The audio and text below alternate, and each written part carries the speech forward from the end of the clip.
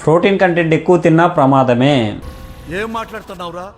ప్రస్తుత రోజుల్లో డైట్ చేయాలి, ఫ్యాటు, ఆయిల్, మసాలా, కార్బోహైడ్రేట్స్ తగ్గించాలి, ఓన్లీ ప్రోటీన్ మాత్రమే తినాలని ప్రోటీన్ ఎక్కువ ఉన్న ఫుడ్స్ మాత్రమే తింటున్నారు కొంతమంది. మన బాడీకి ప్రోటీన్ ఎక్కువైనా కానీ ప్రమాదమే.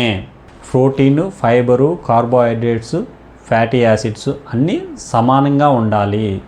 అన్ని రకాల మినరల్స్ బాడీకి అవసరమే, కానీ ఏది ఎంత ఉండాలో ఆ లిమిట్ తెలియాలి. ఎక్కువ ఉండకుండా మరీ తక్కువ కాకుండా చూసుకోవాలి.